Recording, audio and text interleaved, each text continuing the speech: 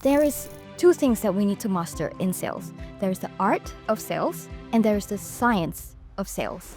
Today I'm joined by Grace Yeo, sales keynote speaker, trainer, and the woman behind one of the most refreshing approaches to selling I've ever encountered, connection-driven sales. In this episode, we go deep. You're getting a true mini masterclass in the art and science of selling. From handling objections with confidence, to understanding the different types of objections and what they really mean, to selling both high-ticket and low-ticket offers without feeling pushy or salesy. Grace breaks down practical frameworks, mindset shifts, and strategies specifically for women who want to sell with power, authenticity, and ease. If you've ever felt uncomfortable selling or you're ready to step into your next level as a business owner, this conversation will change the way you think about sales forever. Now let's dive in.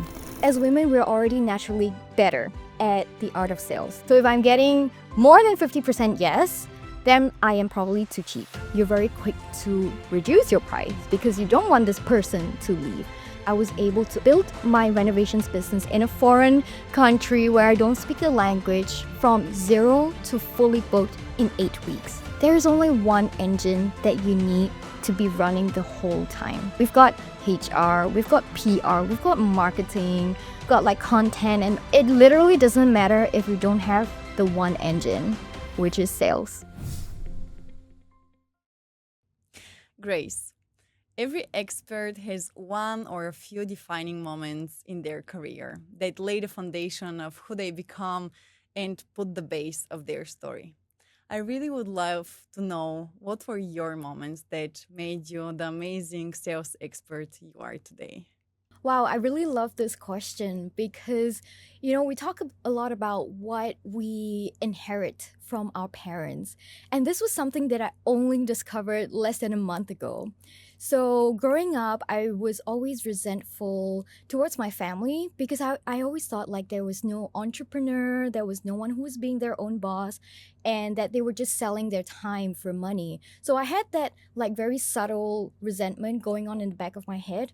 And every time I said that I wanted to be an entrepreneur, I wanted to be the boss of my own life, I was always being shut down. I remember growing up, being in the car with my mom, and like it was a public holiday, and she would say like, "Hey girl, look, it's a public holiday. Look at all these shop owners. They're still working. They still have to work. So if you want to become your own boss one day, you're not going to be able to rest." So I was constantly being like dimmed in a sense, like my light of wanting to just own my life, control my life was being dimmed because my mom knew how much it would take. She knew the pain. She knew the suffering. But the thing was, she is also self-employed. So growing up, while she was trying to dim my light, I was actually going with her on appointments. So she was a real estate agent many years ago. And my little sister and I, we always followed our parents to their viewings, to their appointments, because it happened on the weekends. And I didn't realize at that time that this was happening. But now looking back, connecting the dots, I realized that I learned all I knew about sales through going and sitting and being with them. And that is like the beautiful gift that I inherited from my parents. I mean, my mom had so much fear. So that's one gift I inherited as well. Fear to protect myself. But also I inherited her gifts of connecting with clients, of closing deals, making sales. So that was actually my defining career, a moment in my career, but I only realized it a month ago. How come you realized that only a month ago? Because you've been in the business for quite a while now. So what was this moment that changed your perspective on how you've seen this whole journey of your childhood and your mother and so on? Yeah, that's a great question. Like, how was I blind for 29 years of my life? Okay, right? yeah. So I was in Singapore last month preparing for a keynote on entrepreneurship. And the message that my booker wanted me to present was the pros and cons of being self-employed versus being an employee. So I was putting my slides together, putting my points together, and I was kind of running out of ideas. So I called my mom and I was like, "Okay, Mom, you were the one who stepped out from employment, working in a department store where she stood in the store for 9 to 10 hours a day selling clothes, to being a real estate agent. So can you tell me like what made you make this leap?" And she started telling me her story of how, you know, she became a single mother because my biological dad was a gambler. He lost all the money, and my mom decided that she was going to single-handedly raise me and my little sister, and we were only like 7 and 4 years old at the time. So she took that leap of faith because she was not making it. She would end the month after paying all the bills and the debts with $50 in her hand. And so she shared that story with me, and I was putting together that keynote, and then I realized, oh my gosh, the inspiration, the role model that I've been like constantly trying to find was literally in front of me and with me the whole time. So that's why I only found out last month. But it's interesting because I cannot imagine that subconsciously you didn't know that. And I'm going to tell you why. You've been on your own for quite a few years now already, which would mean that there was this desire and drive to be an entrepreneur on your own already somewhere engraved in you. So can you go back to that moment or when the decision you made that you don't want to be an employee and want to be on your own?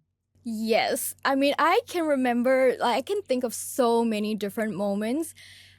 I would say, like, even when I was 5 or 6 years old, because I was partly raised by my grandmother as well. When my mom was busy working, I would be with my grandmother most of the time. Strong women. Respect Yes, to them. I come from a family of very, very strong women. They are soft, but they are also very strong. They fight, and they're able to feed themselves. So I learned a lot from them in that sense without realizing. But I've always claimed, even before I knew what the word entrepreneurship meant, that I wanted to be my own boss one day. And my grandmother was very encouraging in that way. I think for her, it was more like fun looking at her grandkids growing and just, you know, saying whatever we wanted. And she would encourage that because she didn't have to bear any consequences, right? So it was fun for her and it was fun for me. But then I stepped into my very first job in hospitality. So I entered a hotel and I was part of their marketing team. I worked there for a very, very long 8 months.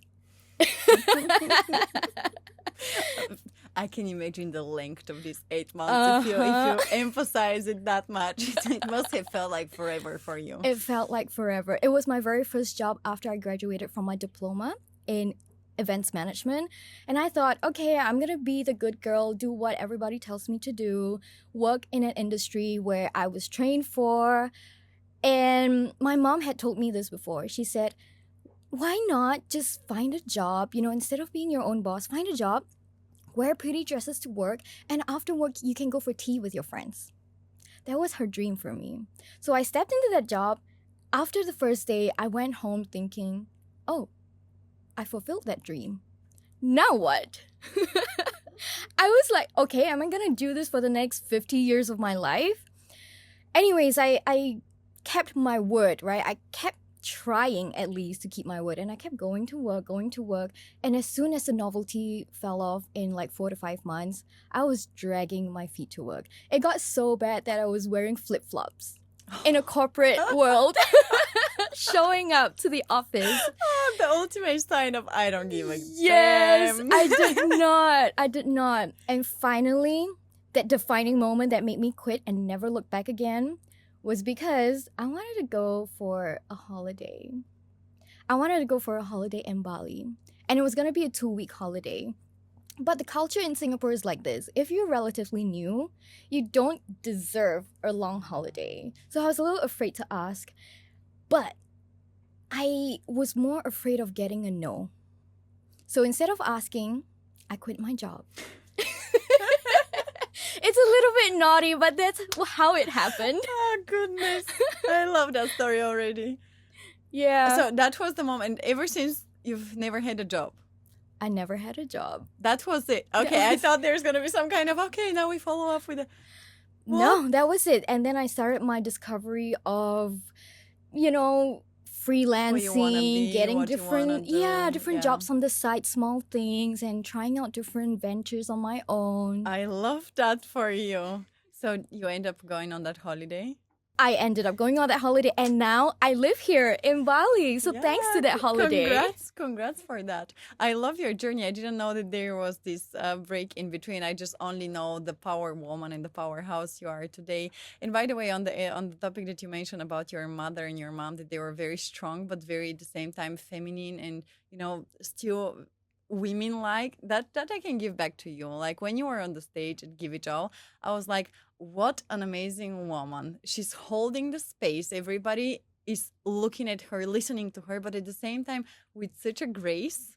Maybe it fits your name as well. And I loved it so much. So that's why I had the urge to really talk to you and bring you on my podcast. So I love that you're here and I can listen firsthand to this beautiful story that you have today. So again, back on the part with your mom. So she was employed, then turned into a real estate agent, but she was still navigating you towards being employed. What was the reason behind that? Have you ever talked to her about this? Yeah, I mean, my assumption at the start was just that she was afraid that, the pain and suffering, the difficulties, the obstacles, the hard work that comes with entrepreneurship. But actually, there was a much deeper reason. And this goes back to my biological dad.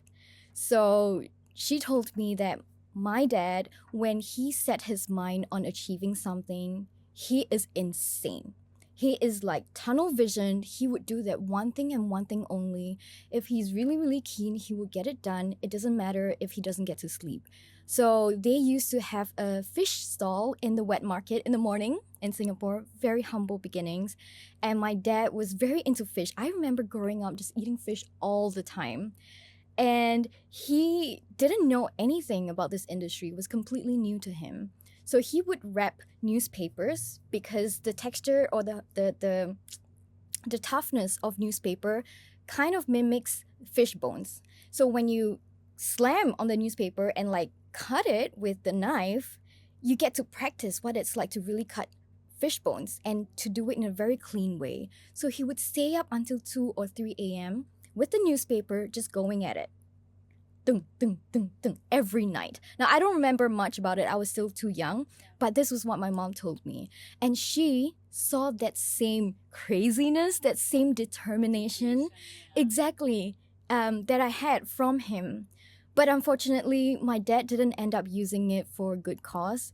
That same determination in entrepreneurship, he afterwards channeled it into gambling, which is why my mother became a single mom and lost all her savings, and she had to sell all her jewelry just to keep lights on at home. There were times where we would have debt collectors coming to knock on the door, and I remember the panic, like, oh, everyone would start putting on clothes, and the children, like my sister and I, would have to hide in the room, or suddenly watching TV and the lights would go off because they couldn't afford to pay the bills. So I think there was a lot of fear with my mom seeing like the craziness that we had with that determination that we would lose everything just to chase this one thing. But because I understood that that was her fear, I wanted to assure her that I'm not stupid like that. Sorry, Dad, if you're watching this. But yeah, and instead of telling her, I actually took quite a few years to show her through my results and through my consistency. And it was only, I would say, 2 or 3 years ago, then she started to accept that I am a boss. I take control of my life, and she started to be interested. She asked me about results. She asked me about business, how things are going. And now I would say that she has come to full acceptance. And I get it, because what parents want is always the best for us. So if she went through these hard times, all she wanted was the good times for you. And so she assumed, I guess, that through having the stable income every month, with the job, and then spending your free time in the afternoons for tea would take out the whole risk and the stress of making it financially every month. Well, Grace, mom, this one goes for you. Kudos for the amazing daughter you've raised, because you are very, very inspiring in what you do, and I cannot wait to deep dive in that topic as well. But before we go into the sales part and how to do sales, I know that you stay for doing sales by building human connection in between. So can you walk me through this whole process behind it. How do I understand? Because in my perception, sales is like this male-dominated field. Women, in my opinion, we're just not good at it. Judging from my perspective, which I perceive myself not as a great one, and I'm like, okay, so how we have such a powerhouse from you're so tiny as well, if somebody sees you in person, you're small, petite woman, and then you're such a great expert in what you do. So how do you make the difference, or what does it make special to be doing connection driven sales over just the sales we know? Yeah, I love that question. Sales is my favorite topic. I could talk about it all the time. I know. That's why we have you here today. So I was lucky that I was modeled sales mostly through my mom, and she does it in her way, which is always connection first, client first, building the relationship first. And the reason why a lot of us think that, oh, sales is sleazy, it's manipulative, it's not something that a woman does, Like, how do you embody feminine energy yet be able to make sales at the same time? Like, we can't really make that correlation. But that's because we have been modeled only one way of doing sales that doesn't resonate with us, that doesn't resonate with people who are more in feminine energy, who are more empathetic, I would say.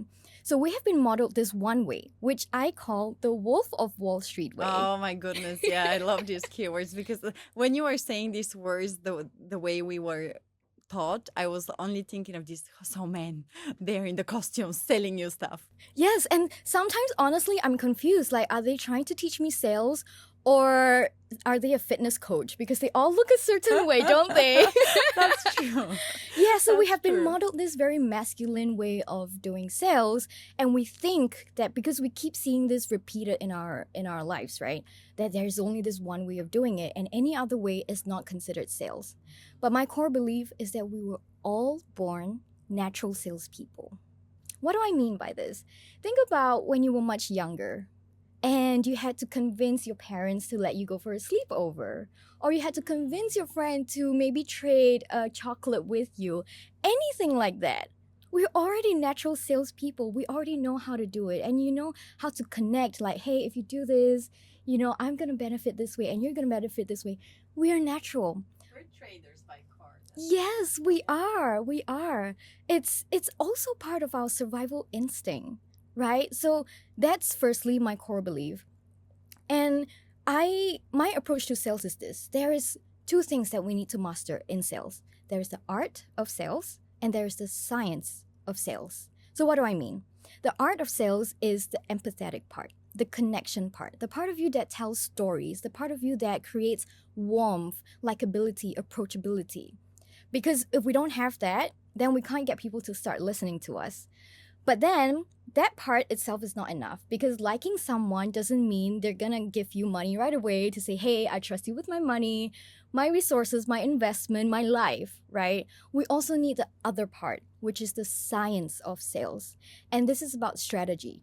It's about pricing. It's about having structure. And when you have all those things in place, not only can you display warmth, you also display competence, confidence, that, hey, I know my stuff. I'm an expert in this. I'm an authority figure. So you need these two things together.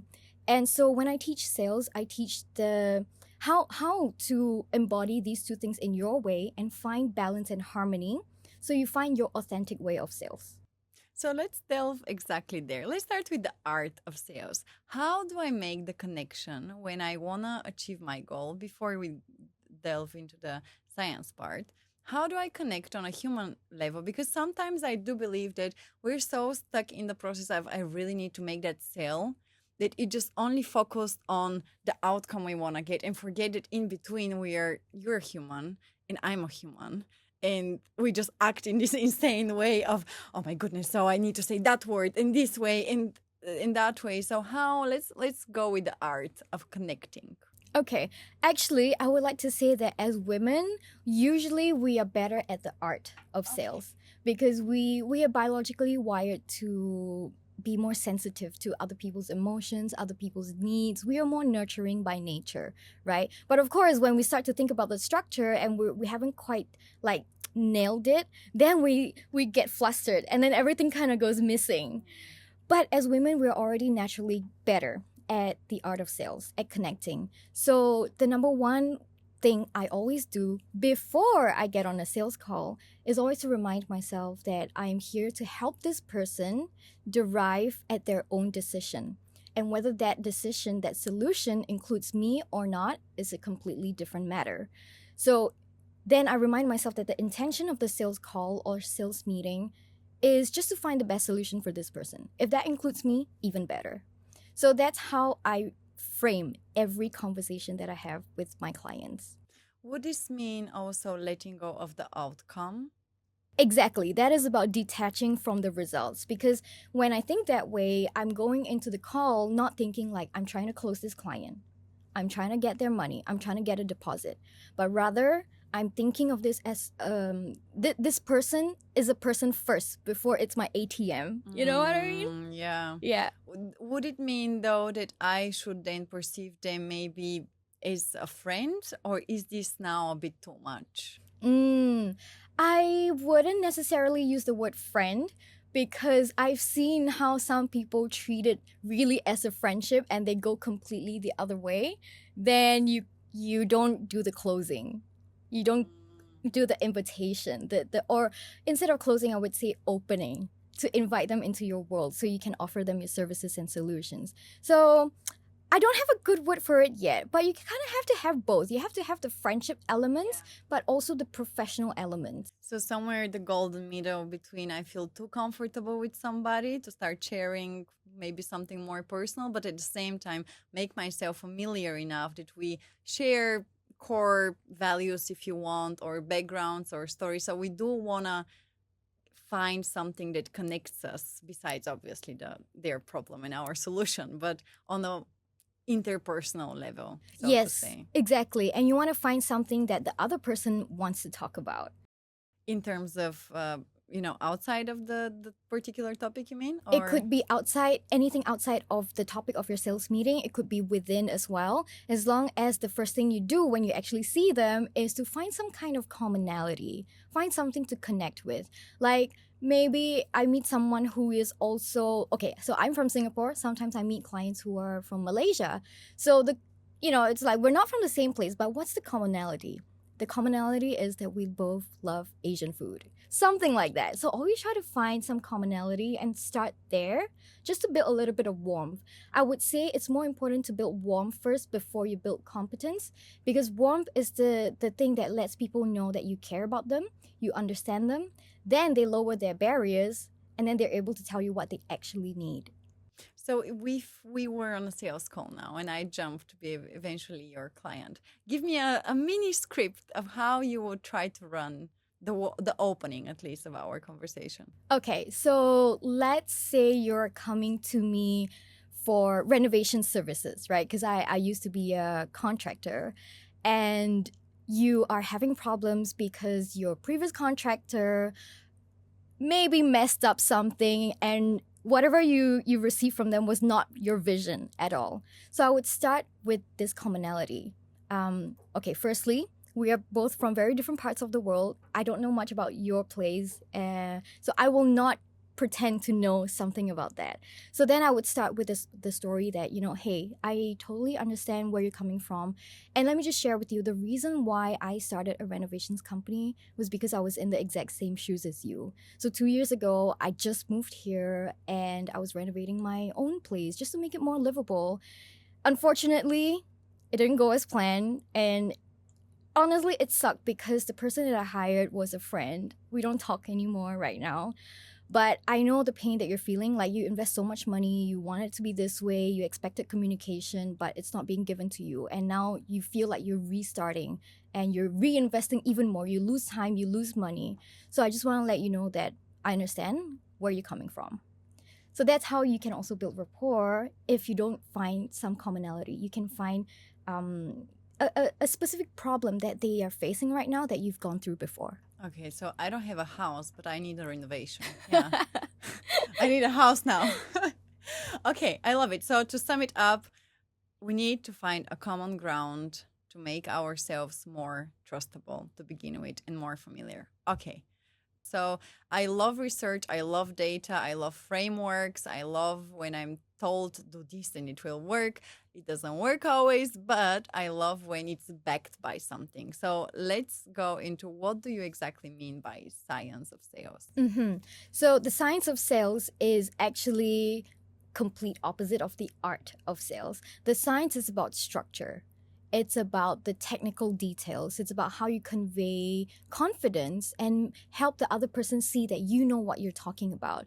How you negotiate. Like, are you able to hold your prices or do you panic when they ask for a discount? Because sometimes clients ask for a discount, not really for a discount, it's to test you. It's to test you if you feel like your work is valuable, of high quality, and the way that you respond to them tells them where you are in your business. I get you. We're gonna talk about prices a bit later on, but walk me through. So what happens in that structure? Do I need to know? Do I need to have developed the structure beforehand, or how does this work?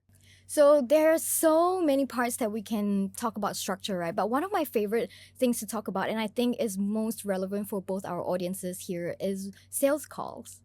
Do you have a structure when you go into your sales call? So I was just conducting a few workshops in Singapore last week. And when I asked this question to a group of creative women, creative entrepreneurs, everyone was looking at me like, What is she talking about? what? So because we are creative, we love flow, we love intuition, and we step into sales calls just flowing with things.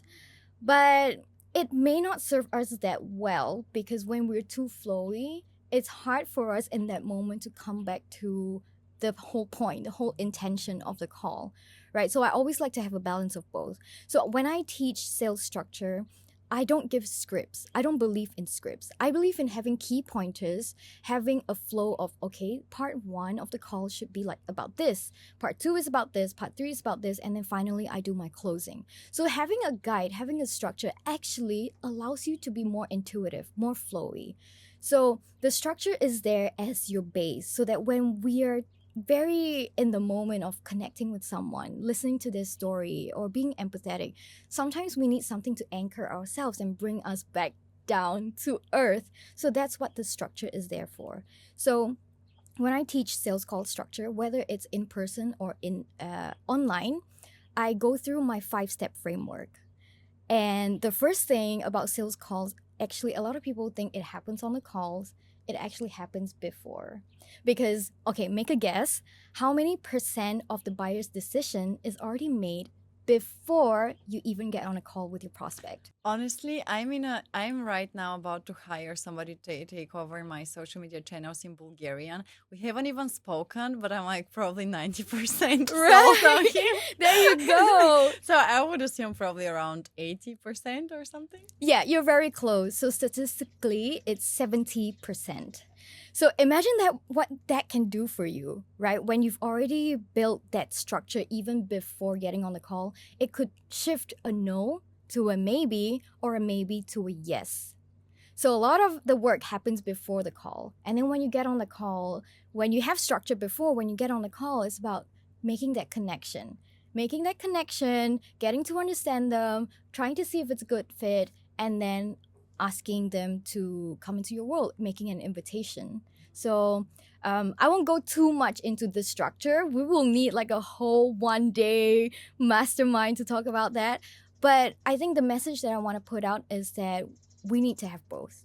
We can't just have one. When we have only structure, then we start to look like bros Yeah.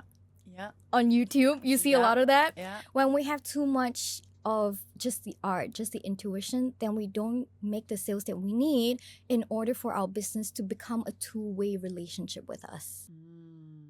And you're totally right. If I think about it, and I don't do that many sales calls, but I talk to many people to hire, so to say, for projects and so on.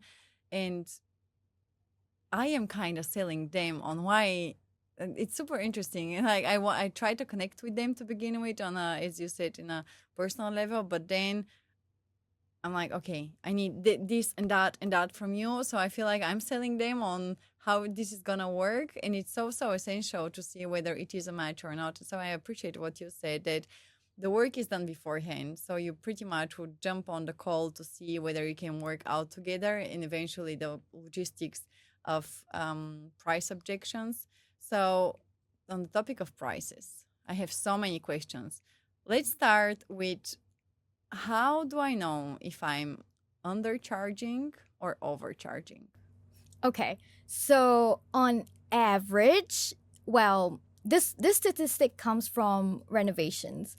I do believe, although I don't exactly know, but I do believe that it probably applies to a lot of other industries as well. So in renovations, when we submit our quotation, if we're not getting a 50% no and a 50% yes, that means we're not pricing right. So if I'm getting more than 50% yes, then I am probably too cheap. If I'm getting more than 50% no, it could be a matter of price, it could be about value or anything else. So you actually want to have some resistance. You do want to have some no's, in order to let you know whether you're at the right price or not. Of course, there are so many other elements, right? And it's hard to say, just because of price that people are saying yes or no, whether you're too cheap or not. That's one thing. I think another thing to address is that a lot of coaches out there are talking about charging your worth. I am totally against charging your worth. Why? Now, hear me out. Charging your worth means that you are putting your value into your work. You're putting a number into your work. I'm against that because I think that everybody's worth is so much more that you cannot put a number to it. The number doesn't reflect your worth. It really just reflects the amount of support, the amount of accountability, transformation that you're giving to someone. And whether someone says yes or no to you is not necessarily a reflection of you and your worth as well. A lot of the consideration is also them, their priorities, their goals, and whether they are actually able to make that financial commitment. So for me, when I speak to potential clients, I also assess where they are in their business. And for Indonesian women that I work with, I always give a discounted rate just because of currency. Like, it doesn't make sense for them if I charge them in USD and they're not able to go through that transformation that they want to get as well. So that's why I always stay away from charging your worth. I've also been on the receiving end of a lot of scholarships when I didn't have enough money, but someone saw the potential in me and believed me and gave me like a huge discount to her speaking program. So, then I realized that the way she did it, she doesn't determine her worth based on how much you pay her. She is worthy anyway. She knows how good she is, but she wants to invite you into her world. And I hear you, and I agree on that. But then at the same time, I ask myself, is it fair though if I charge you thousands and somebody else hundreds? For the exact same program. Yeah. Yeah. So of course, maybe the difference cannot be way too much. You could get complaints. You could get people saying like, "Hey, it's not fair. I'm paying this much, and someone else is paying this much." But if I do get objections like that, then I would answer them very transparently and openly and say that, this is where this person is at right now. There is actually I think it's a book or a program written by someone. I can't remember his name off the top of my head, but he teaches tiered pricing. So there are a few coaches out there who offer this right now on their websites. Everything is based on integrity and trust. So she has a coaching program for business owners, and she has 3 tiered pricings: 3,500, 2,500, and 1,000. And she doesn't even do sales calls. You just book and pay right away, and you choose which one is the most comfortable option for you. So she puts a disclaimer that this is based on integrity. If you really are not able to afford the full 3,500, I will support you through this means. You get the middle option. If this will mean that you are not able to eat for a month, then you are able to go to the final option, which is $1,000. And I think that is such a compassionate, empathetic way to do business, because not every single one of us have the same privileges. We don't all have the same earning income. So that for me is really balancing both structure and art of sales.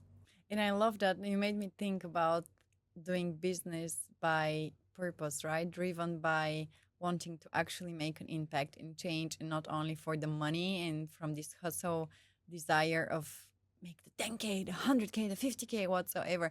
So I kind of love that. I would love to get the contacts or the person that you were referring to.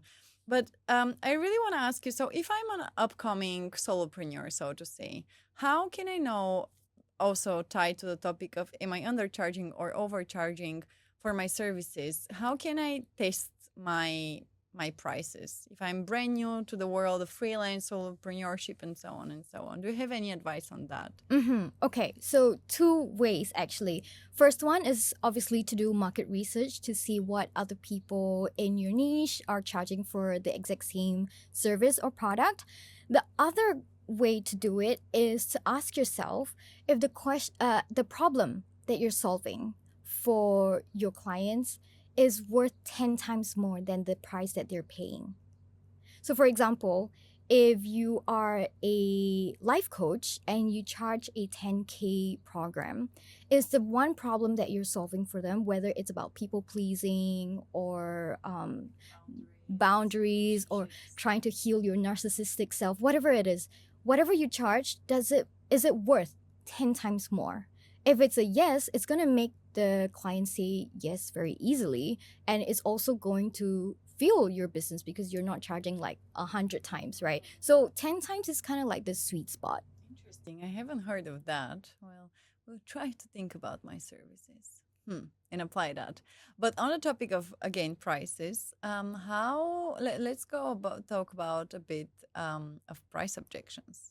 So if I get a price objection directly in the call or afterwards, what would be the approach? Do I wanna try to still get that client and handle that objection, or what's the key there? So there are many different types of objections. There is the let me think about it. There is the I need to speak to my wife. About it. I genuinely, as a person who's been sold many things, if I say let me think about it, I feel like it's a hardcore no. Okay. Well, I've been on calls where they said, let me think about it. And then 2 days later, they came on another call, gave me like 10 more objections, and then paid right away. So that can happen too. I think let me think about it means very different things to different people. So I wouldn't have a one size fits all kind of approach to it. That's probably clever as well. Yeah. But usually, the rule of thumb is when you get your first objection from that client, don't take it as just that. Because people are trying to be nice. They may not tell you the deeper reason, or they may not trust you enough yet to reveal vulnerable information about themselves. Or they don't believe in your competence. So there's usually one thing or another. So whenever I get the first objection, I would try to dig a little bit deeper. So if someone says to me, I'm not really too sure about this, if it's a good fit, I think I need to think about it. Then I would take that opportunity to We don't say, yeah, sure, think about it. We don't say that. We say Instead, yes. So don't say, yeah, sure, go think about it. Instead, say, okay, yeah, of course, I understand that this is a big investment, like not just in time, not just in money, but also time. So of course, you need to think about it and make sure that this is the aligned and best decision for you. But while we're here, what do you think you're going to be thinking about? Just so I can answer you and, help you to get clearer before we get off this call. I'm absorbing. Listeners, I hope you're absorbing too. Okay, let's go into the next objection then. Let's do some practice if you don't mind. I'm going to talk to my wife. Okay. So is the wife there as well? Right now? Yeah. No. So, okay, no, the wife is not there. So actually, it's the same thing. Yeah, of course. I know that you guys need to, make sure that this is aligned for the both of you, and come into this project together. Let's say it's a renovations project. So actually, what is it that you would like to discuss with her? So I can answer both your questions while I'm here. So you can also present the options to her, and you can make a best decision together. That's interesting. Okay. How about it's not the right time for me now? Mm-hmm. Well, it's not the right time. I would handle it a little bit differently. Of course, I would still ask, okay, so what do you mean by it's not the right time? And they would give you the politically correct answer. And then my second follow-up question would be, so then when is the best time? When is the right time? And then you follow up with them again, when is the right time? If that really is the true objection, you would have the chance to follow up. But if it isn't, the conversation would take a different turn, and then you would find out the other objection. If you're loving this episode just as much as I do, please make sure you subscribe and follow this channel and comment which has been the biggest highlight of it so far in the comments. This way we can grow and glow together stronger. Thank you very much. Now back to the episode. Do you usually sense when there's different objections than the ones that they're giving you? Actually, I try to be very open from the start to make them feel like they can tell me their true objections before having to do the multiple layers of objection handling. So when my clients come to me, they already give me their real objection. So actually, I just had that happen to me a few days ago. There was someone who said yes to signing up to my program, and I sent the payment link.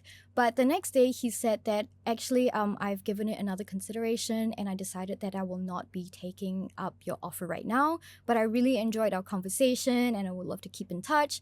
So I just sent back a voice note that said, "Hey, I totally understand, and thank you so much for being transparent and honest with me. If you could just help me understand a little bit deeper, what inspired the change of mind?"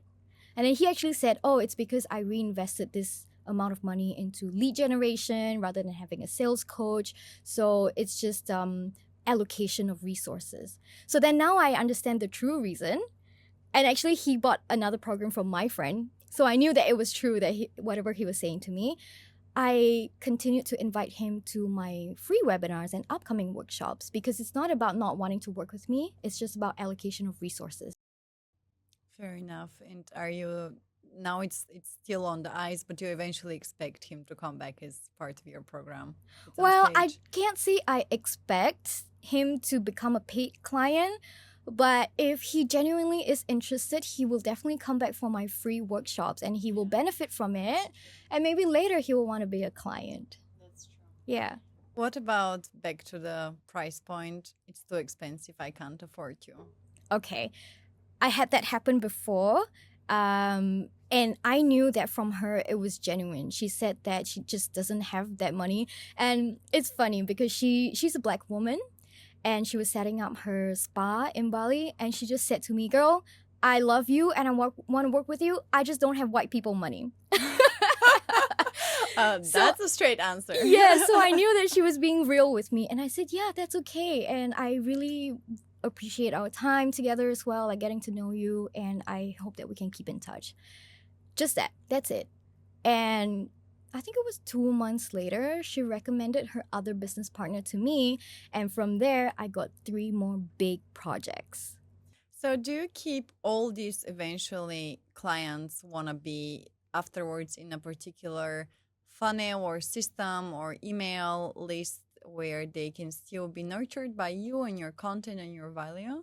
Yes, so in my sales coaching business, absolutely. I have my own community called Pitch Please, play on word, where people are invited to come to my free events. So this idea started because I was always thinking like we don't expect Olympians or athletes to go to competition without training. But how is it that we expect ourselves as entrepreneurs, solopreneurs, to just go out and sell and make sales, get clients without any practice? So that's when I came up with my regular program called Pitch Please, where we come together. I give a short masterclass on sales, we have coaching, and then at the end of it, we get to practice selling with each other. So it's like role play, and people love it. So it's become a regular program. And so I funnel everyone through that. Okay, I love that. Is it in person or in online? It happens both in person and online. And this thing has become its own thing right now that it's evolved into corporate workshops as well. Okay, awesome. So I genuinely feel like I'm not good in sales. And at the same time, everybody tells you if you need to have one skill that you need to work on, it's sales. Why is that? Why do I need to work on my sales skill? I consciously avoid anything that has to do with sales. Uh-huh. Uh-huh. Well, actually, before I answer that question, why do you think you consciously avoid doing anything to do with sales? Oh, now I have to think about that as well. Well, first of all, my initial answer would be well, because I never had to kind of sell anything, even though I genuinely believe that we sell ourselves, our story on daily basis. So that would be my initial answer. My second answer would be, my goodness, this just sucks. Like sitting there and trying to prove to somebody that your work is worth. I don't know. I'm like, I feel like I'm too good for that. I'm like, Uh... you should know better. Kind of energy. So I think these two main things. So to begin with, I've never had any touch points in terms of education with it. I've always been very in the PR communications and a bit of marketing, but marketing never crossed with sales in my education. So I'm kind of the implementation and the strategy. And so never had it inserted in me or being told that I need to. And now the more I am in the business world, the more it's like sales is everything. Sales is everything. Sales is everything. I'm like, fuck. And I noticed it because I launched a digital product. It's $17.99. I have people literally messaging me that they want it, and then they never buy it. And I'm like, man, I must be sucking at this. If I have hot leads coming in hot and I still can't close them on a $17.99 deal. Okay. Okay. Well, so going back to your first question, right? Like, is it really true that sales is the most important thing? Now, I'm going to ask you this, and for our listeners as well. For every single business, there is only one engine that you need to be running the whole time. Like, okay, we've got HR, we've got PR, we've got marketing, we've got like content and all these things, right? Visibility, you've got your finances, accountants. But it literally doesn't matter if you don't have the one engine, which is sales. And so, of course, it is the most important thing that we need to know as entrepreneurs. But even for our listeners who are not entrepreneurs, maybe you have a full-time job and you have a side hustle right now. Sales is also equally important in your role. In at work, like whether you are in HR or finance, because you're always constantly selling something, whether it's yourself, your time, or your ideas. And sales is about how do you make whatever that you have, whatever you're providing, whether it's your ideas, your time, your expertise, so magnetic that people want to buy. And people want to buy before they even truly understand what it is that you're selling. So if you can master that one skill, you can actually sell anything. Yeah, that's true. That's also another one of my core beliefs. So when I set up my renovations business, I mean, I'm not an architect, I'm not an engineer, I have zero knowledge in this. But just because I mastered the art of sales, I was able to attract clients and build my renovations business in a saturated market, in a foreign country where I don't speak the language, from zero to fully booked in 8 weeks. And we also stayed fully booked for 3 years. So that is just one example of what sales can do for you. And I didn't have many followers on Instagram. I started the Instagram account for my company from scratch, from zero as well. I think today we have probably a couple of hundreds, but why is it that I could get fully booked? I didn't go viral. Everyone's talking about going viral, making content, and I think that is super useful as well for organic reach, for creating visibility, but you don't need that. That's not the end game. Ultimately, you will come back to sales, and that's why it's the most important thing. If there's one thing I need to know about sales, only one, what would it be? Wow. Okay. Here's what I believe. We all have a lot of wisdom within us. We have the knowledge within us. We just got disconnected with it. So if there is one thing you need to believe or know about sales, is that you already are a salesperson. And when you believe that, all the strategy, all the way you show up handling objections is going to come out of you naturally. It's going to be magnetic, it's going to be authentic. It's interesting because I personally don't believe that. I genuinely think I suck at sales. That's a belief I've built around myself. Even though I'm great at selling things to people in terms of like, a potential collaboration or even friends, or I'm great in assuring them that that's the right decision to take. But at the same time, I genuinely have this core belief that I just suck. And when I listen to other people who are handle objections or doing follow-ups or what's, I'm like, oh my God, this sounds genius. I think it just the moment I put this pressure on the business part of it that I have to make money out of it, then it falls down, it falls apart. But if I perceive it from personal perspective, like why you should do something, then I'll sell the shit out of it and I'll make you do it because I know it will be super important or will help you grow whatsoever. So I do have this belief that I just suck at sales, but at the core, I don't think I suck. So maybe I just need to sit with it and see why do I have this huge objection around this topic. Okay, well, from what I'm hearing, it's because you think that the outcome of sales is money. Yeah. Isn't it? Have I got it all wrong? Well, that is not the only outcome. If the outcome of sales was just money, then again, you would be learning from the bros. Maybe I have been learning from the bros. But for a lot of us creative entrepreneurs, the outcome of sales, of an exchange, is impact, is purpose, is fulfillment, is helping someone else achieve their goal and go through transformations. And money is also a part of it. And we have to own that money part as well. But it's not the main part for a lot of creative entrepreneurs because they're happy with what they have as long as it fuels them.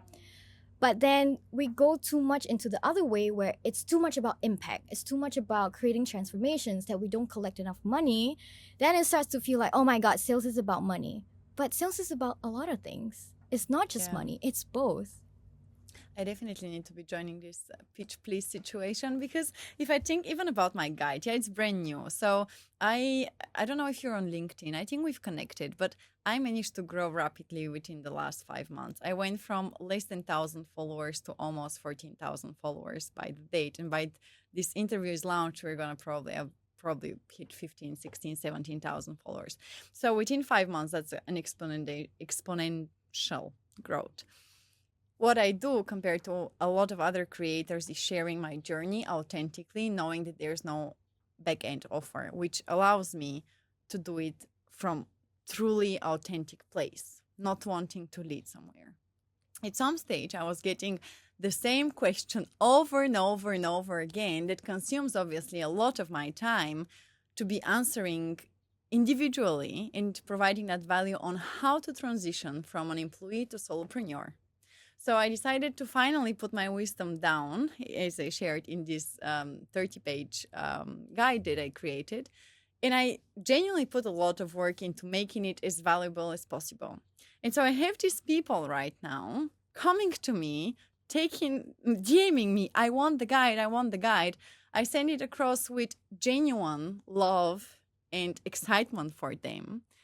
And I'm like, I think you're going to love it. It's going to help you if you still have any questions. Like I'm opening myself even to help them throughout without even wanting to book them on calls whatsoever, just because of my desire and purpose to support others to live their dream life and build something outside of what they've been told they should live. And yet, I send it across and there's zero. I haven't managed to sell a single guide of $17.99. The reason why I don't want to do it free or lower the price is because I'm not selling bullshit. I'm not selling just ChatGPT written down PDF. And I don't want to share my value for free just because I think that I already share so much value for free on all the content I share that this would be the next step if you really take it seriously. And so I'm somewhere in between so I want to help you in exchange, I am giving you I require $18. You don't commit. So I'm not gonna chase you. I'm not gonna try to sell you. So it's this big mess of, hey mate, I really wanna make this happen for you, from a genuinely not making money place, but at the same time, I've created a great product, and everybody probably says that about their products, and I understand that. But it's too pity for me to be selling it for $7 or for free or whatsoever. So I'm like somewhere in between. I'm like, if you don't want to buy it, then don't buy it. But at the same time, I'm so upset that nobody's buying it. So I'm like, how not to hate sales? I totally understand you. Okay, so you've mentioned a couple of things here, and one of the things could be that because you grew your account so quickly, so exponentially in such a short time, these people are still trying to build that trust factor with you. They don't know a lot about Louisa yet. They've only seen your journey online, and there hasn't been much like live interaction with you. They're just kind of looking at you from far away, right? And to them, in their world, you're new. You're new. They're like, oh, do I really trust this person yet to pay even $17.99? It's not even about money at this point. So there could be something that can help them bridge that gap from not paying you and just observing your content, engaging with your content, to paying. So one of the ways is to give maybe the first chapter of your book or the first introduction of your book for free. And you can set up a funnel for that. That will naturally lead them to wanting to know more, and then they're going to have to click to buy for $17.99. That was my next thought. So I had a chat with somebody the other day and shared, because we were on the topic on LinkedIn and so on. He was like, oh, you must be getting all the brand deals and so much people buying. And I'm like, no, nobody wants anything from me. Even though I can show you the DMs. They're like, I want this. Where is it? Can you send me the link? So they're hot. They're burning. In the moment I send it over, maybe they see it's paid, and I improved the text a few times also on the, so to say, on the product page, just to make sure it aligns and shows how much value it has. But I do think that there's this missing piece of them thinking €18. Now I'm just gonna go and have lunch with that money. Maybe because they think it's just another PDF. So my thought was now to, as you suggested, take the first chapter that I think is very valuable, send it across, collect the emails, then set up a few emails to keep them nourished, and then sell this €18 product. Yes, and it feels like ridiculous. so much effort to sell this €18 product, right? Yeah. But I am very sure that you have some other offers in the back end that will potentially convert 18 into 18,000 or more. So there's one way to do it. But you also mentioned that maybe they didn't know it was paid. So when they reached out to you, they expected that you were going to send it to them for free. But I mentioned it then. Here's the guide. It's that and that and that and that. And then in the brackets, I put $17.99. So there's no surprise. Okay. So it's either that they didn't read to the end because they were already so excited from the start and they just started messaging you. They probably didn't see it if they are surprised. Or maybe another way would be to have some testimonials to show that people who read your book, they feel like this is not an $18 book, it's a $180 book. It is a fucking $180 book. There you go. There you go. Cool. This book Okay, is worth $180, but I'm letting you have it for $18. Yes, you can get it. Because I care about you. Exactly. I want to help you. No, but it's I told you, it's such a mixture of me, who I am as a person, and then where I want to. Anyway, let's not make it all about me and go back to the topic. I know you are in the high sales ticket field. How did you get there to begin with? And maybe let's start with the basics of what do we even perceive as a high ticket sale? Because to be honest with you, a few years ago, maybe up to 2-3 years ago, I had no idea what a freaking high ticket sale was. So maybe let's start there for the audience we have. Okay, so to zoom out a little bit, when you come up with packages for your services, you would typically have a freebie, a low ticket item, mid ticket, and high ticket item. Now the numbers differ for everyone. Like if I was talking to Tony Robbins, his high ticket would be very much different from my high ticket or someone else's high ticket. But in general, low ticket items are less than $100, so 2 digits. Mid ticket would be around three, for some people, could be four figures, and high ticket can be between 4 to 5 figures, and for some people, even 6 figures. Like I know a lady who charges 100K for 1 year of one on one coaching with her. So, depending on where you are, the kind of people you serve, and the transformation that you provide, your pricing will be very different. But that's the general rule of thumb. So, how I got into it was because during COVID, I was at home with nothing to do, and I decided I was going to start a marketing agency. So, after studying in hospitality and events management, I worked a couple of years. Then I saved up enough to go to London for uni, majored in PR and marketing. Then, Really? That's what I've studied. oh, yeah, Yeah, yes. my bachelor is in PR and my master's is in marketing. Okay, yeah. But still all So, sales. yeah, it wasn't about sales, but the idea was there, right? Because in PR, you're selling an idea, a belief as well. You want to sell this belief to help other people, your potential clients, your shareholders believe the same thing. So the idea was there.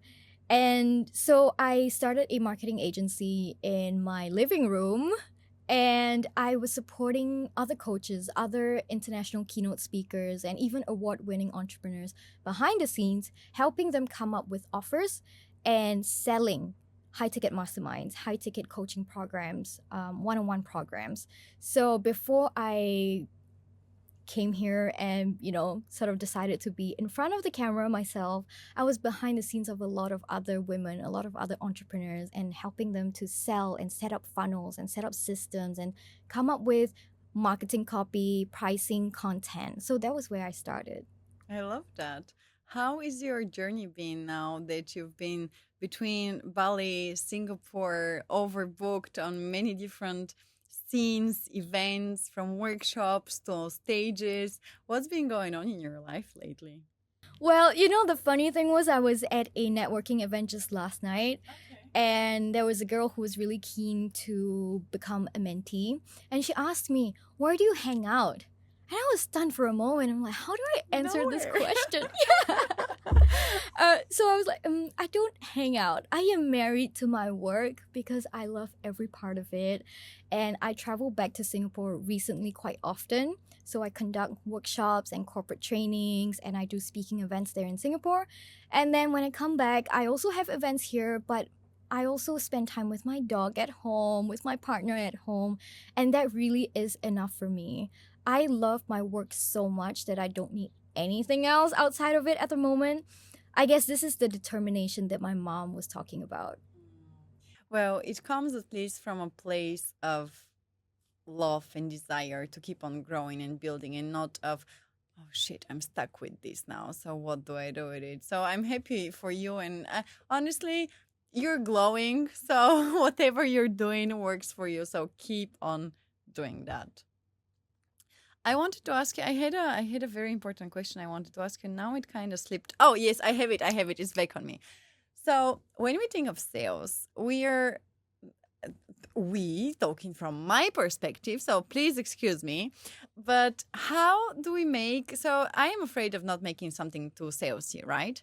So how can we make sales not too salesy?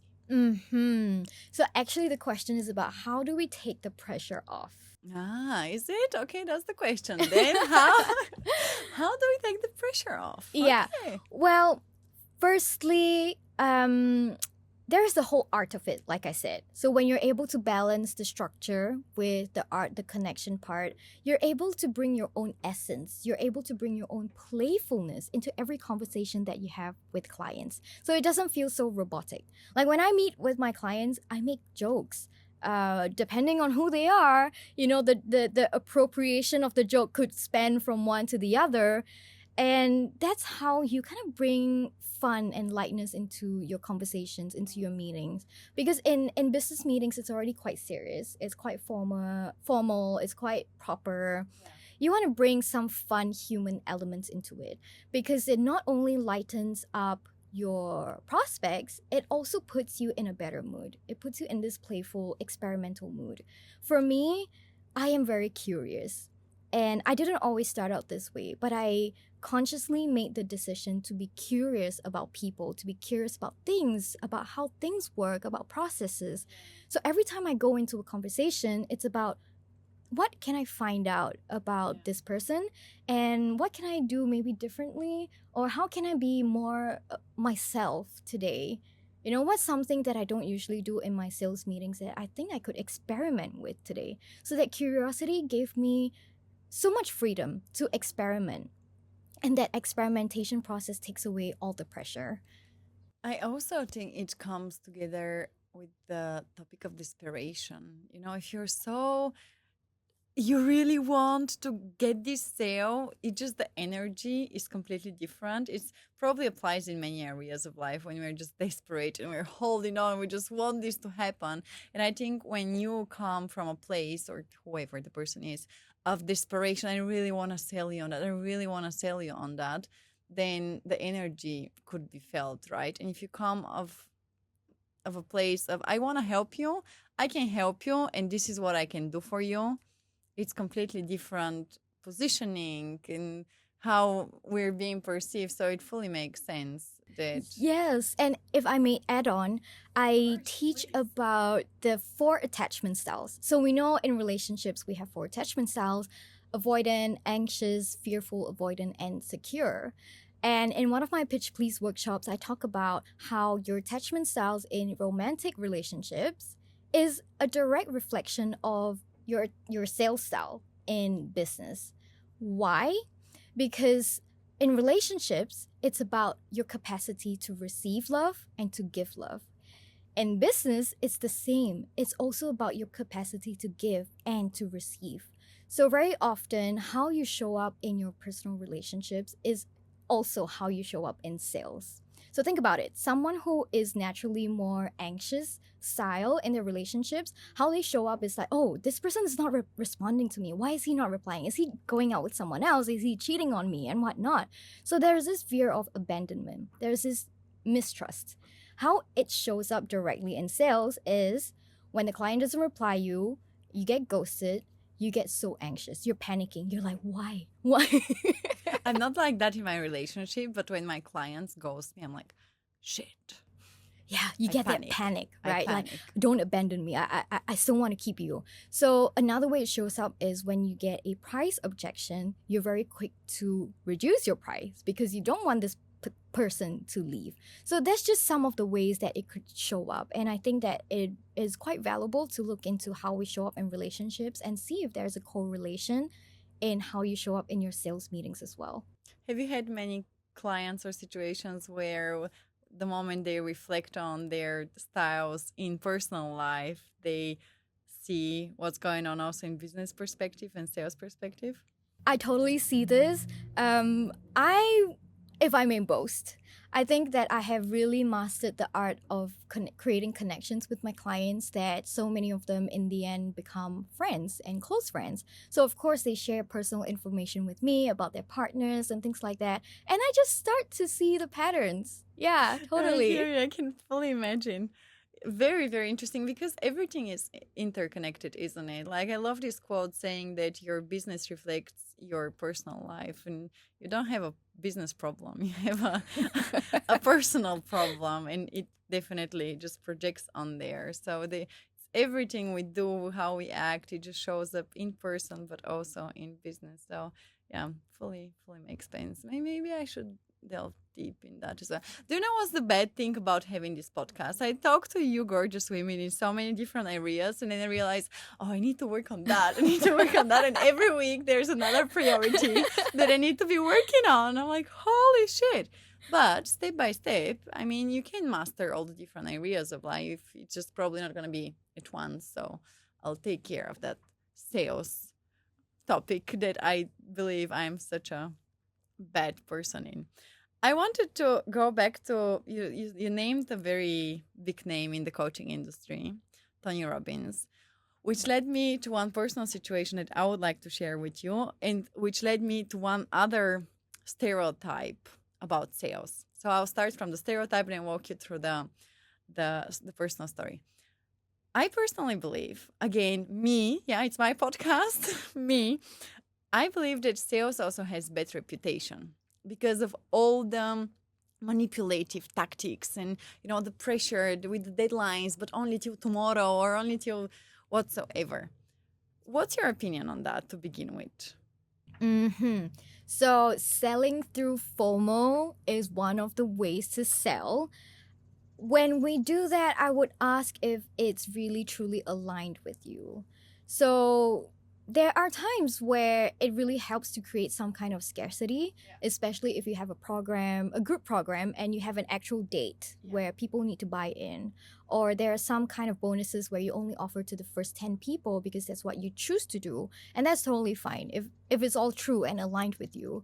I think where it starts to feel really awful and like, ugh, I want to stay away from the energy, is when you feel the desperation behind that limited time promotion. It's like they created that just so that you would buy in now because you would be afraid to lose out. When I create my promos, my campaigns, I always try to align with the purpose, the intention of it. Like, is it because I want to serve more, or I'm just trying to fear people into losing out? Because you can be doing the same thing as another coach, but the intention behind it can be felt. I think this assumption or bad rep comes also from these sales guys there that are close him, and just gives, yeah, if you're not doing it from really desire to make a change, but to make the money, then the driver is completely different. However, I want to share one story with Tony Robbins that you just mentioned. So we, with my partner, him, he's in personal development coaching and so on. So we got into watching Tony Robbins before we go to bed. Don't ask me why. We would start watching his interventions. And we watched his Netflix documentary. I don't know if you've ever seen it. It's called I'm Not a Guru. Now I was mind blown. By this stage, of course, I've heard lots about Tony Robbins. Don't know how he worked though. So I've heard many people who've been to his webinars and sessions, and not webinars. He does these few weeks or few days sessions in person and online and so on. So I've heard many people talking about how he changed their lives, but never went into the depth and explored more. So I got so hooked on Tony Robbins by this documentary that we started watching interventions for days. And it turned out he had a date for his typical program. Now I forgot the name, but Reinvent Yourself, something like that. It's totally wrong, but something like that in Cologne next year in September. And so we're fully hyped by the energy, by the events he's doing. And Daniel says, oh, it's one of my bucket list items to go to one of his events whatsoever. So we jump on the website, Tony Robbins, Europe, this and that. And guess what? 12 hours left for the early bird tickets. Holy shit. 12 hours, and then we're going to have to pay double. We look at each other. We take it as the grand sign. We're doing it. We booked the 1,500 euros tickets for next year. And we're so hyped and so excited. And we're doing it. We got the best deal. And then a few days later, I go back in the website, and it's still that fucking early bird ticket. Another 12 hours. And I'm like, first of all, I feel betrayed. I feel that I was given an advantage. I was given the option to actually celebrate an early bird prize. And then it turned out that this early bird price with this 12 or 24-hour discount was going for fucking weeks, and it's still on.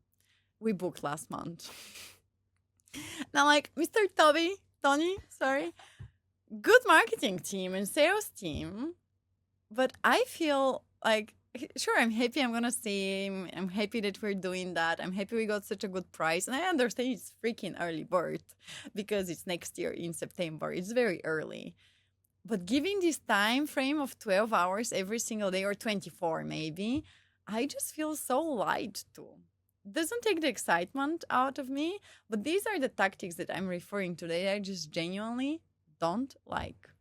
And I think also push me back from being able to do sales. Okay.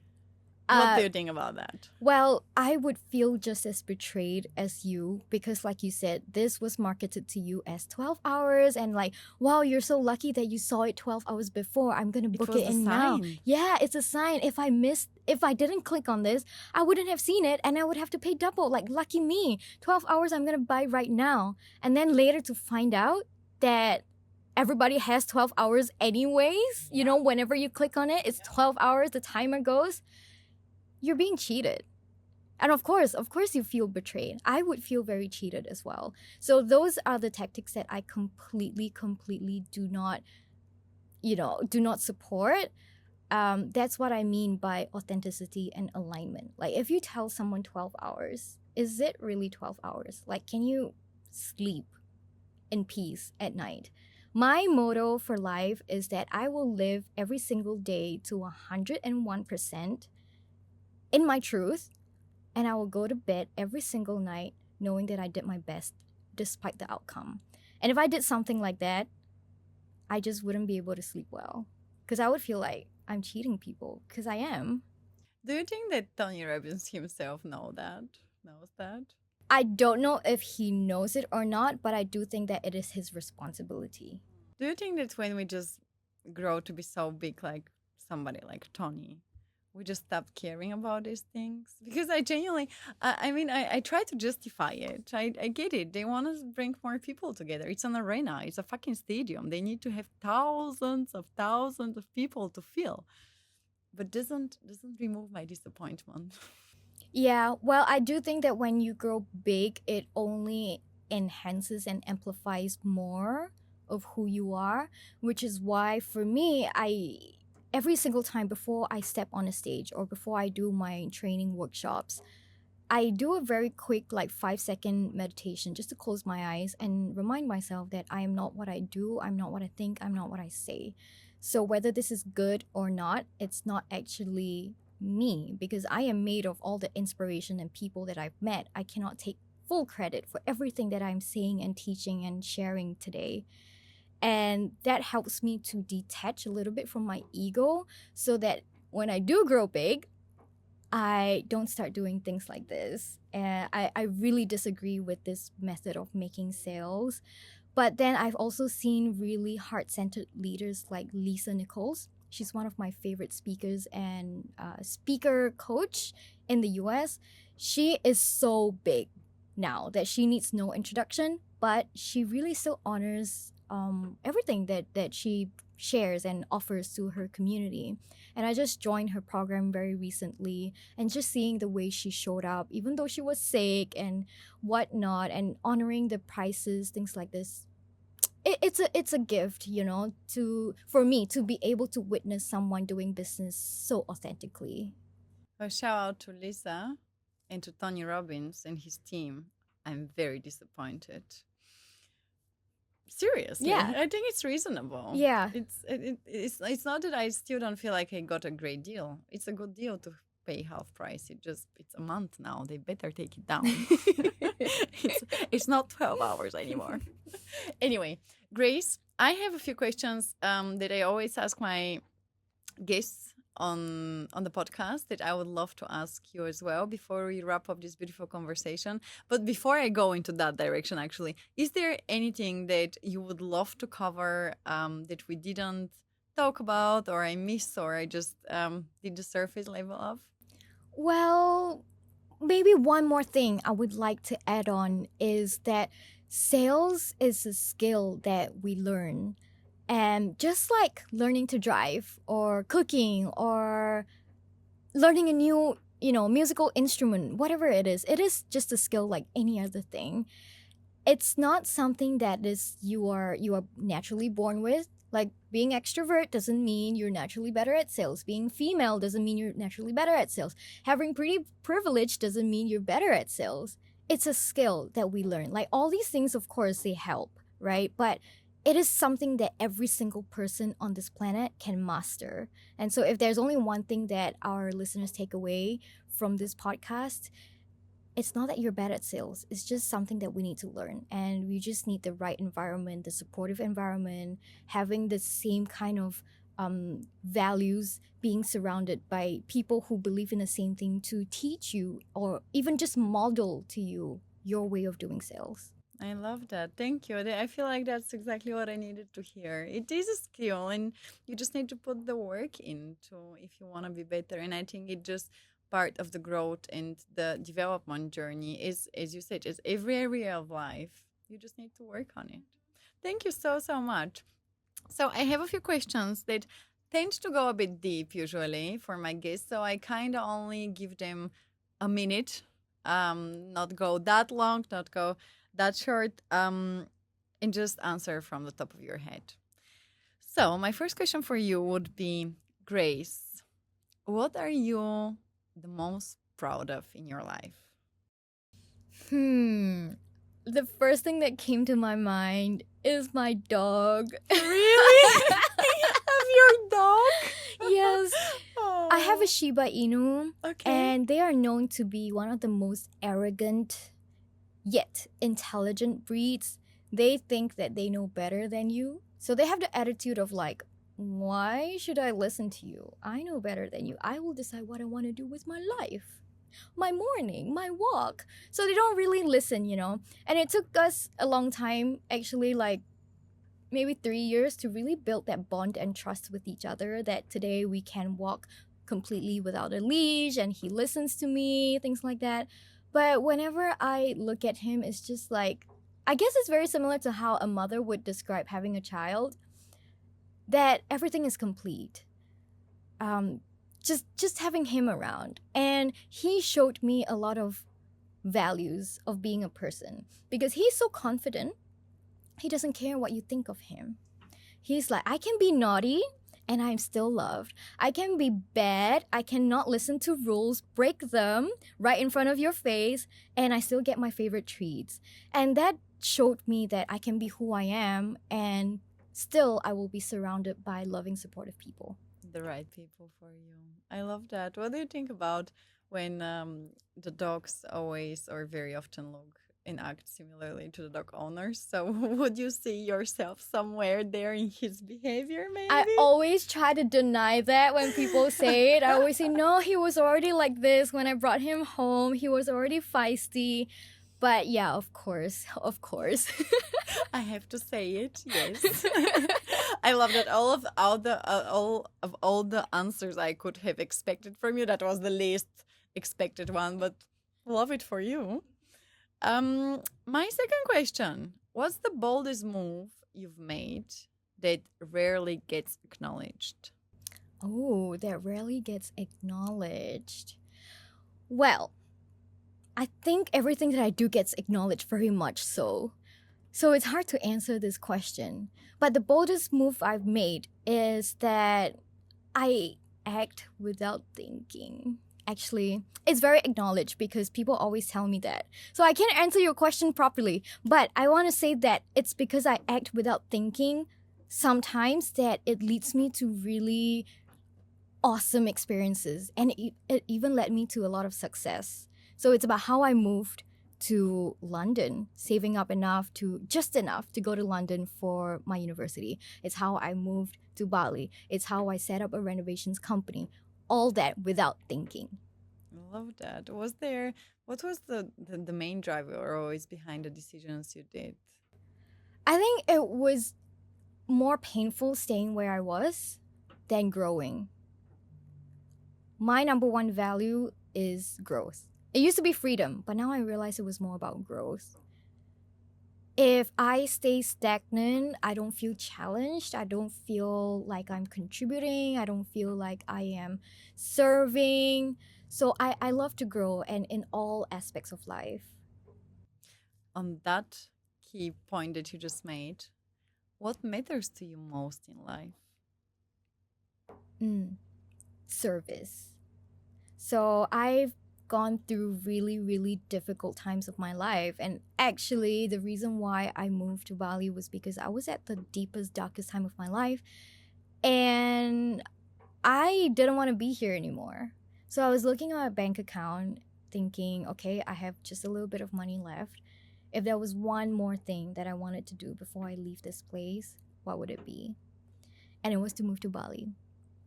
So I moved, and I was in such a depressive mood at that time because I felt like I had a lack of support. So today I am very driven by supporting people, whether it's in my business or in personal relationships or with friends. The legacy that I want to leave is not when I die. The legacy that I want to leave behind is the one that I leave behind every single day when I interact with people, how I can show up for them, how I can be supportive rather than being invisible. So that's what drives me. Do you mind sharing what was going on for you a few months ago? Or It has been 3.5 years now. I had my marketing business going, the one that I shared about. It was doing really well. But one day I came home and just like that, my partner kicked me out. So I had 1 week or less than a week to pack everything, pack my bag, and move out. And I had nowhere to go but to move back with my family. And that was actually the last thing that I wanted to do at that time because not long before, I just moved back from London and I was experiencing reverse culture shock. The kind of culture shock that nobody tells you about when you go back home and you see things in a completely different lens and you feel like there's no one that you can relate to. So I moved back. And so my business took a hit, my personal life took a hit. I wasn't having a good relationship with my family, wasn't taking care of myself well. So that brought me to a really dark place because I didn't feel like I had support.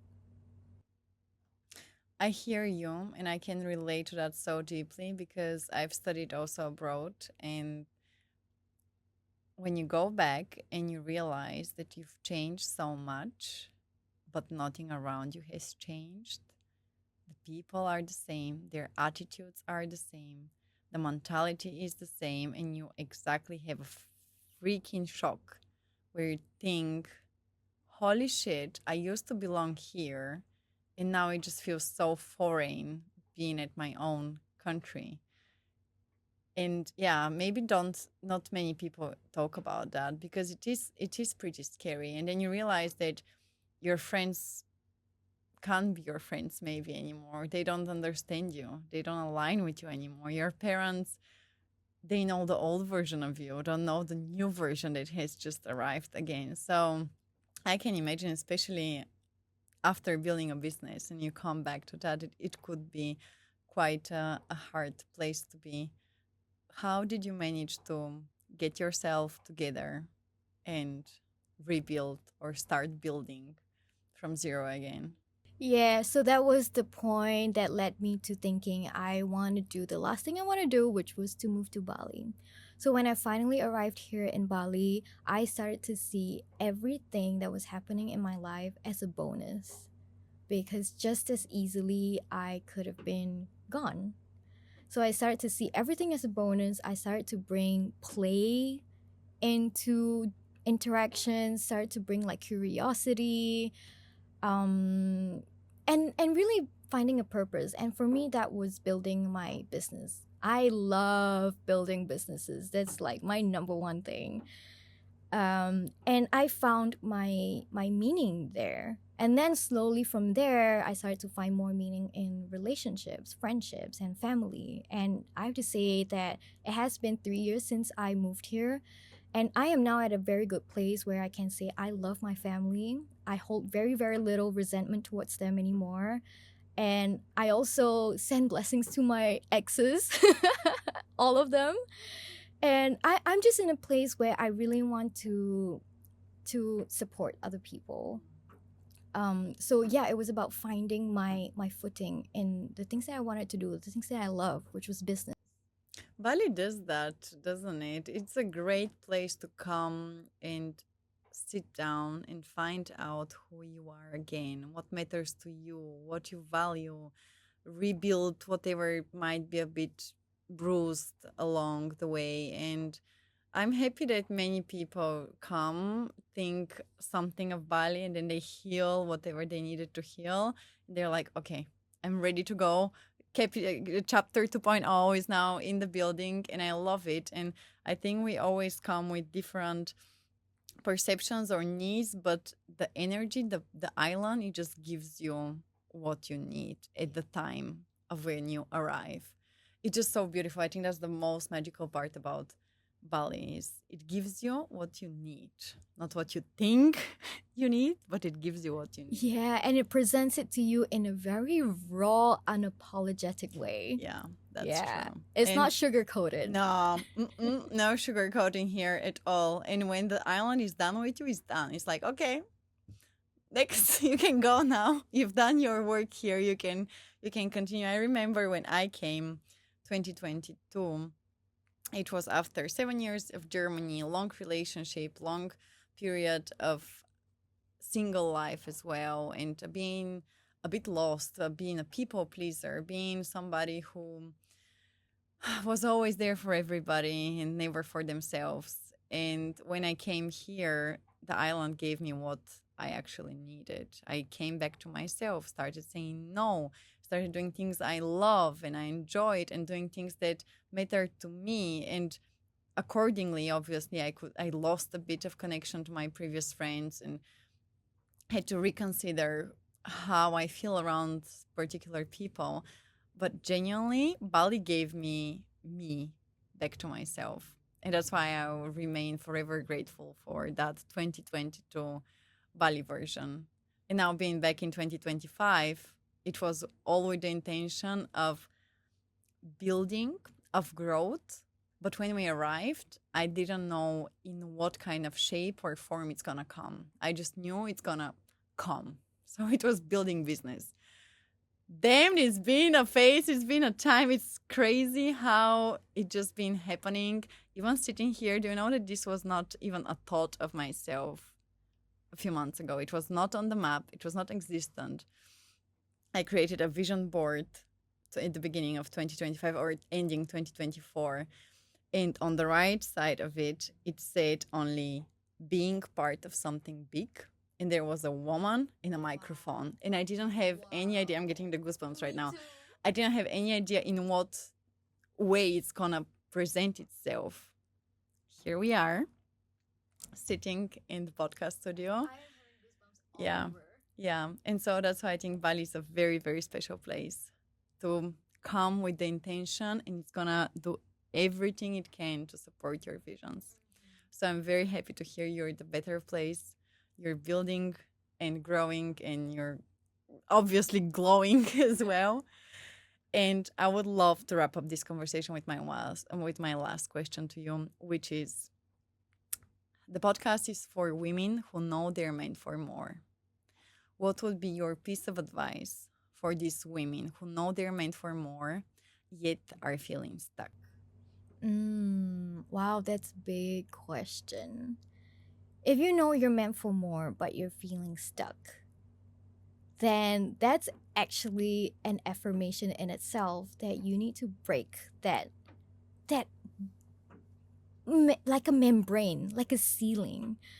Because the more you stay stuck, the more you're suppressing yourself. And I would say that you don't have to take like a crazy move, you don't have to take big leaps, but just see what it feels like to take one little step outside of that comfort zone of the world that you know, and stay curious.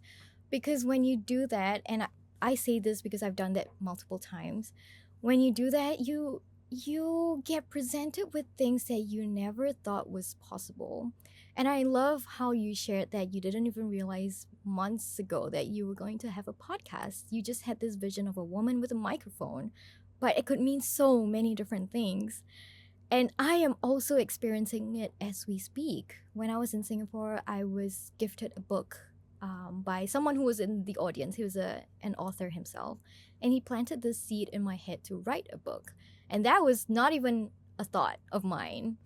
Maybe years ago, I'm like, oh yeah, I'll write a book someday about life hacks or something, you know? But then, because he came and gave me this idea, now I'm actually working on my book. And so you never know what's going to happen. Because the worst thing that will happen is just to step back into your comfort zone. It's your safe zone, and it's always going to be there for you. I love that. I'm excited for you, girl. Next year is going to be even bigger, even more amazing. Grace, it was a pleasure. Thank you very much for being on Not Just His Plus One, and hope to see you very, very soon again. Maybe in a different place, maybe in a bigger studio, but we keep on building and glowing and growing together. Thank you. Thank you very much for having me.